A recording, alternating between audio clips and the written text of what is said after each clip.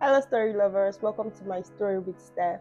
On this platform, we get to tell real life stories, day to day activities to help teach, encourage, and motivate another. Today, I'll be sharing stories people wrote to me on this platform so that we can actually learn from it. Remember, my story with Steph gets to tell real life stories to help encourage, teach, and motivate people. I've always been a happy child who hardly frowned.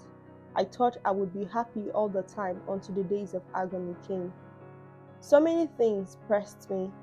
At some point, I got emotionally bruised, most of which were caused by my parents. My parents were and still are good people. They loved us, me especially, but I wanted more.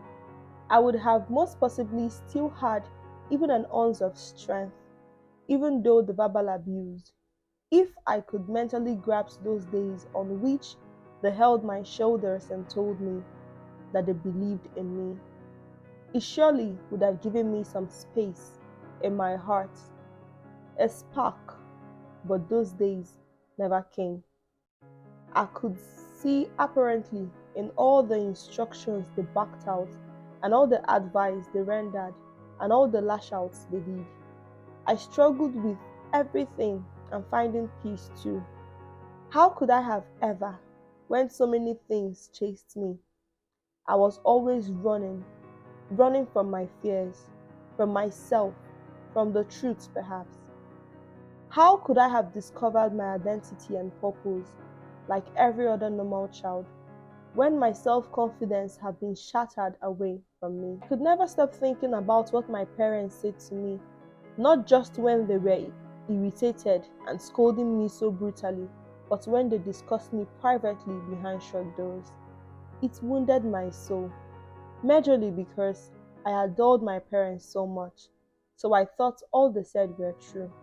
I would cry myself out and tell myself that it was true, that I was a failure, I was the least, I was silly, I was a mistake, I was wrong for my family, for the society, and for the world at large, and I was everyone's problem. I grew up with these things in my head into a teenager. I had been a happy child, smiling at everything, and even nothing in particular sometimes. Then the happiness turned into agony until it was fully blown into abject depression. It has always felt like a thick fog over me. I just could not get over it, or even get myself out of it. It had really been suffocating. No one knew how bothersome my fears were to me. At some point, I didn't even realize myself and how my mind got robust with insecurities and unsuppressed anger. Peoples in my life disappeared while the thick dark cloud appeared. I always expected the worst, and trust me, it always came true every single time. I thought I was heartless and unfortunate, and at every chance I wallowed in my misfortune. I always thought my life was ugly, desiring so much intensity not to exist anymore. I asked myself, how could my parents, the first people I have ever loved, never made me think or even try to make me believe that I was special, beautiful, or worthy? Yes, they wanted me to be perfect every time, but whenever I slipped, making a spot on a beautiful, perfect picture of me, they were so mean, they were so hard, and they said things that crushed my spirit. I have learned that they had just been insecure all the time, but I haven't realized why yet. Somehow, through the Holy Spirit, I could heal. I could see my value and my beauty. I could see the light. He revealed the light to me through the Holy Scriptures. I eventually got out of my old self and made sure I got rid of it too. I moved on and hopefully I could be happy again despite all odds. My parents didn't have to change their ways for me, but I had to change my mindset and find Jesus Christ, the Prince of Peace. Dear young ones, I indulge you to earnestly take caution of the things you let into your heart, because most of what you let in stays, especially the ugly ones. What your parents say to you or about you can very possibly be wrong too. Like everyone else, they are human beings, so they are bound to make mistakes. I never thought so.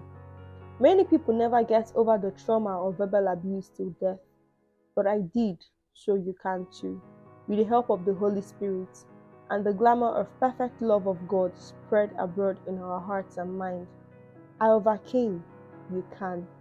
My name is Chinonyeram Eze, a medical laboratory student of Agro State University. You see, the truth is that sometimes our parents might actually want the best for us, and due to how they were raised, or one thing or the other, they get to say words to you that will hurt your spirit. Using this opportunity to encourage our parents and guardians in training and raising up a child, always teach them with the right words and not with words that will hurt their spirit. You never can tell how that word might go and get them traumatized or get them depressed. Just as Chinonyeram, her parents thought that they were trying to make her perfect, but they ended up bruising her spirit with the words they say to her. If they build confidence in themselves, if they have good self-esteem and be the best that the world is waiting for. So everything starts from you. Love them and correct them with love. I for now.